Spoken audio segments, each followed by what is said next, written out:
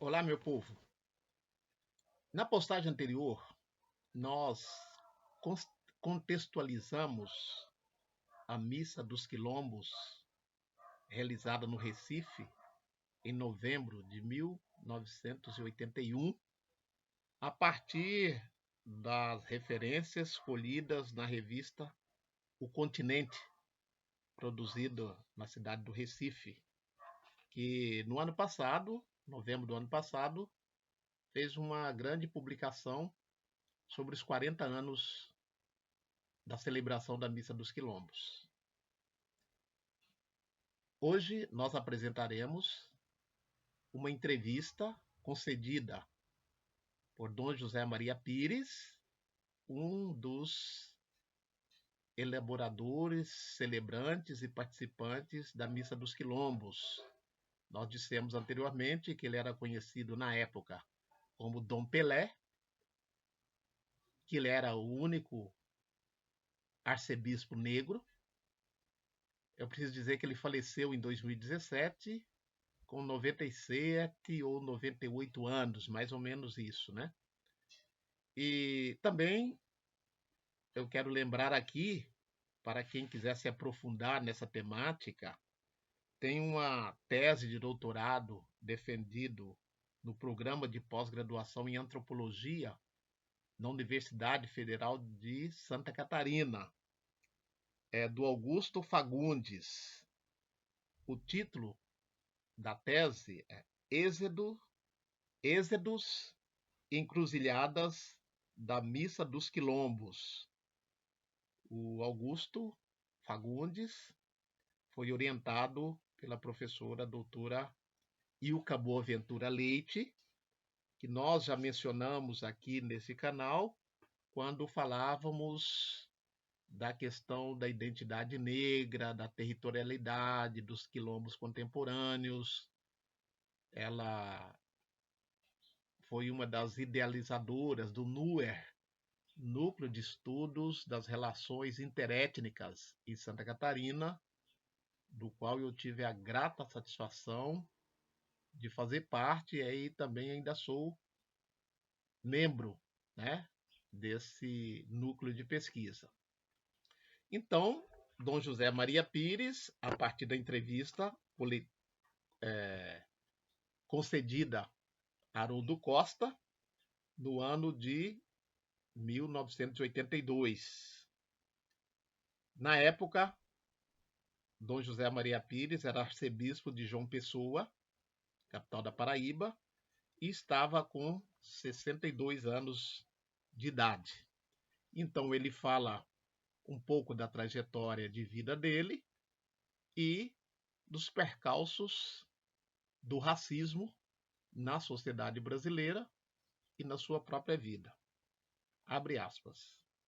A vocação sacerdotal eu tive quando ainda era muito menino, e para isso contribuiu, sem dúvida, um tio que chegou a ser monsenhor e era muito querido lá na nossa região.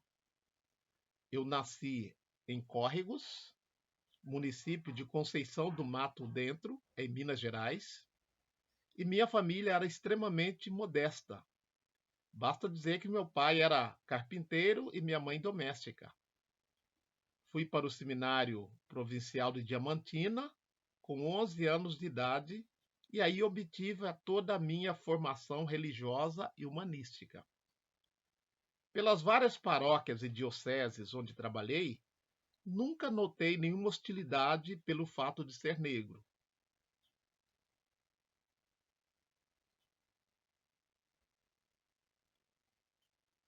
No Nordeste, porém, a situação é muito diferente, o que atribuo a duas causas.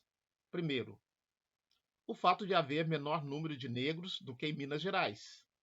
Segundo, pelas posições que eu assumo e que, em razão das circunstâncias, são mais contestatórias ao sistema do que quando estive como bispo em Minas.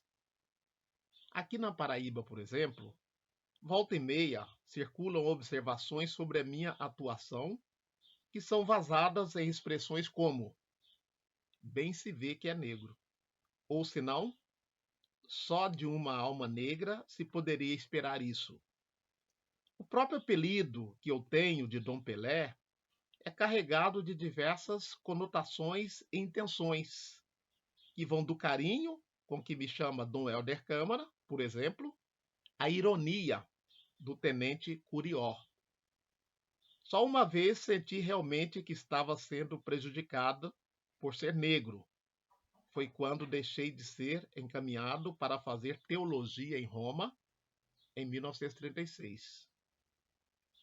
Do Helder Câmara, que ele cita aqui, né, dispensa apresentações, e o tenente Curió era um membro do exército, lá da região norte do país, do Pará, e que foi um dos torturadores, né, de muitas pessoas que foram presas políticas na época. Né? Era um militar extremamente violento, né, que já é falecido e que viveu na região lá da Serra Pelada, se não me engano, nessas regiões. Continuando então, o depoimento de Dom José Maria Pires. Jamais deixei de estar atento ao fato que sou um homem negro, um religioso e homem negro preocupado com a realidade dos meus irmãos de cor e com a transformação que se faz necessária para que cheguemos todos ao nível de desenvolvimento e bem-estar ao qual fazemos jus. Fazendo causa comum com os dominadores, a Igreja nunca esteve ao lado dos negros em suas lutas de libertação. Em linguagem atual, diríamos que a Igreja nunca se preocupou com a evangelização do negro. Nunca houve, portanto, uma pastoral do negro, como já tem para os índios, para os agricultores e para as vítimas da prostituição.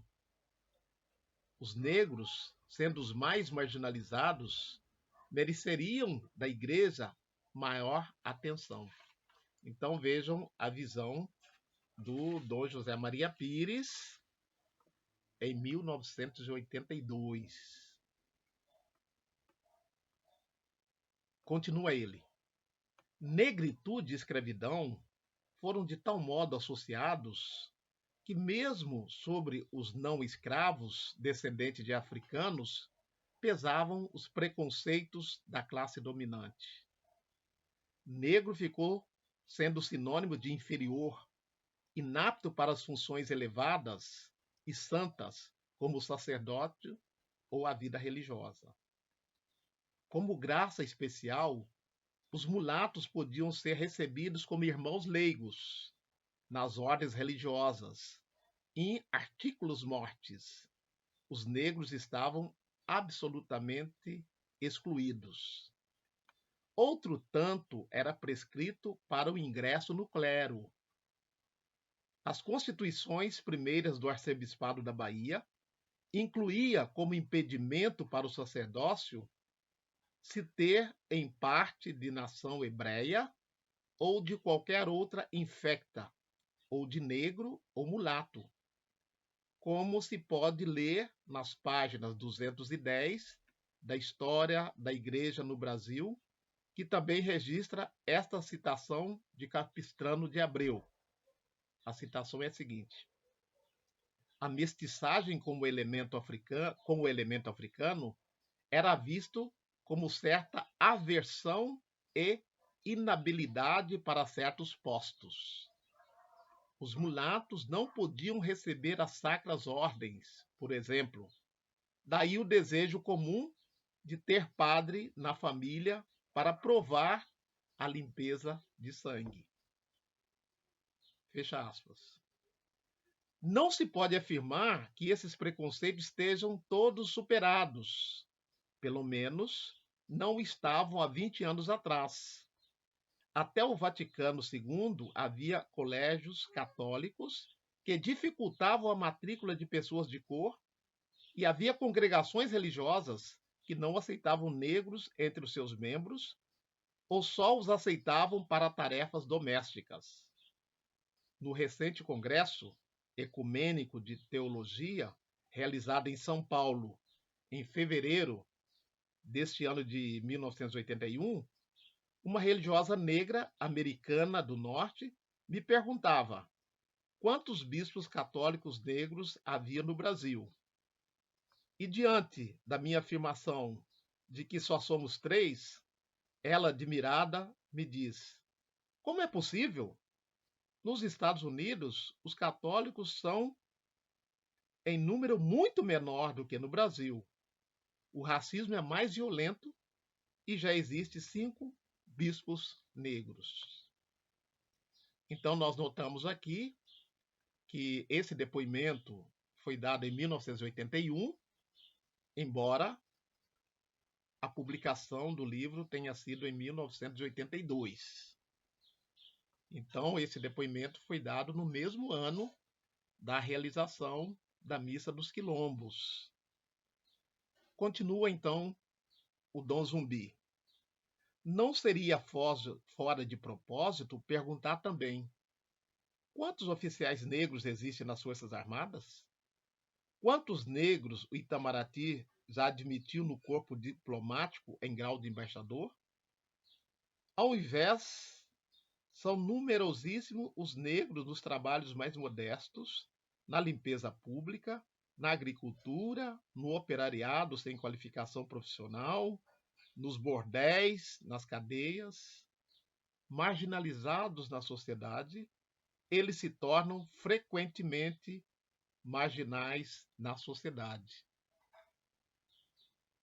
É um depoimento de 41 anos atrás, que é corroborado com a realidade da população negra no Brasil hoje, sobretudo nesses 4 anos de um governo obtuso, de um governo de caráter neofascista, que retrocedeu muitos avanços que as minorias de poder haviam conquistado nos anos anteriores.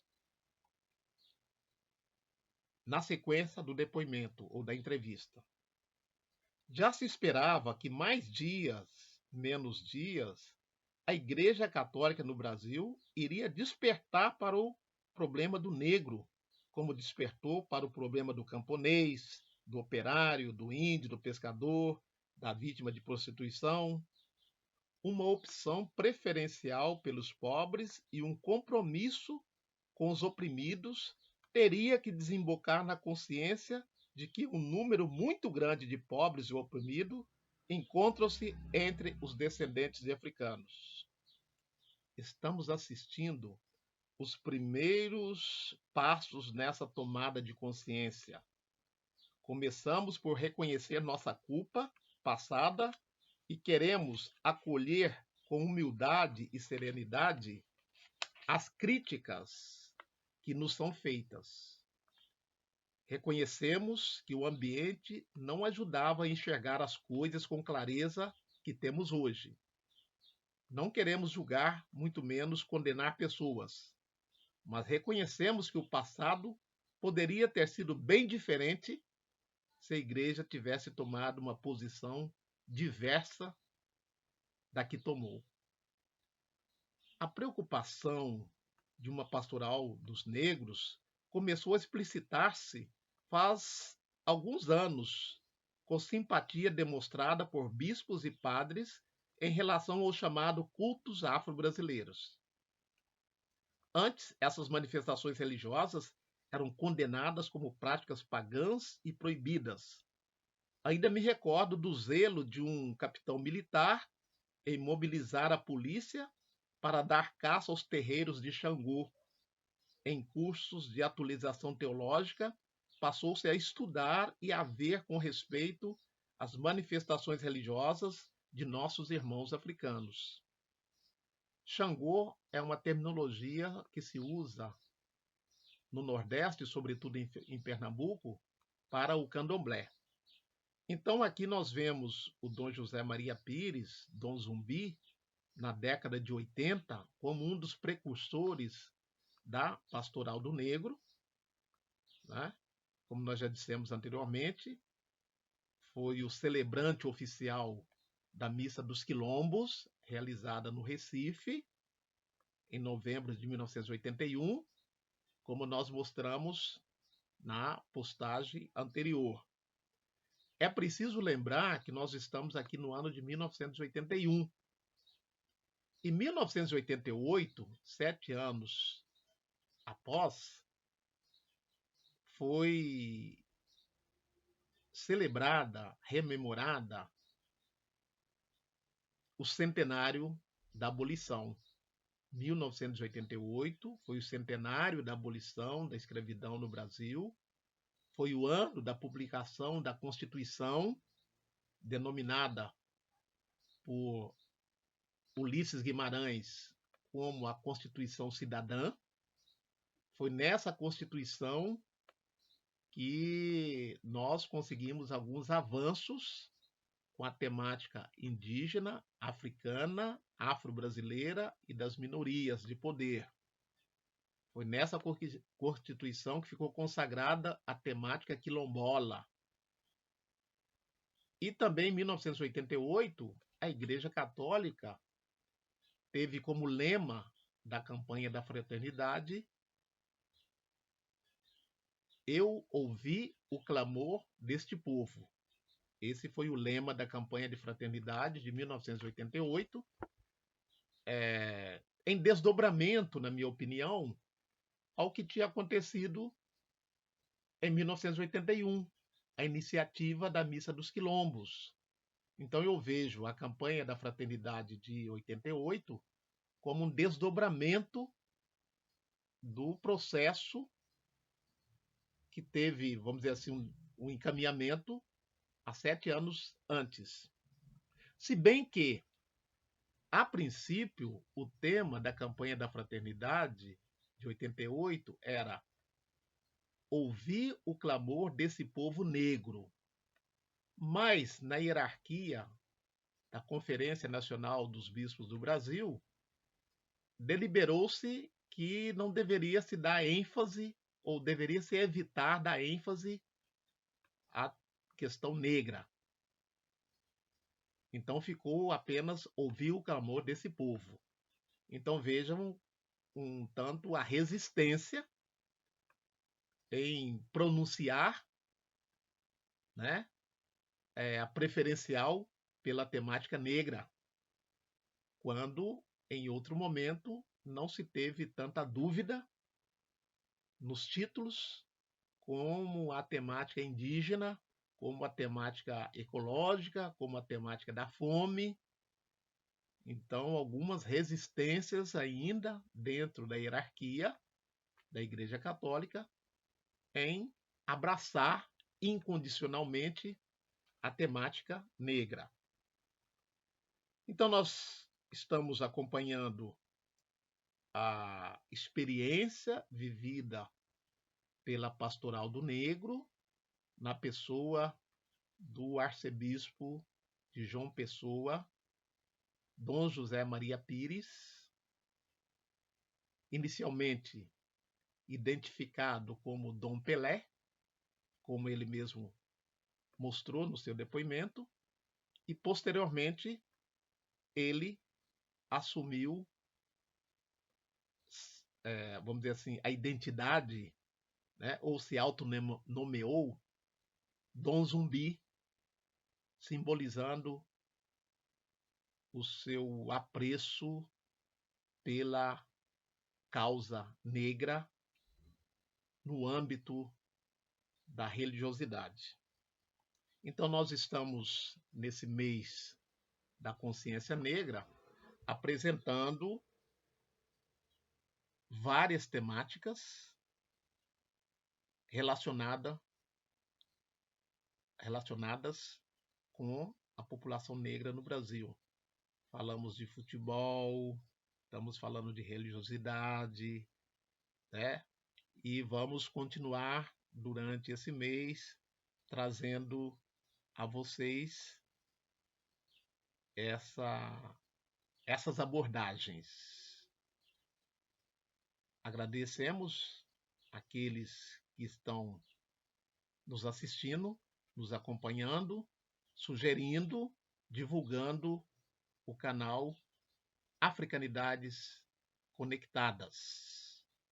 Um grande e forte abraço a todos e a todas. Até a próxima postagem.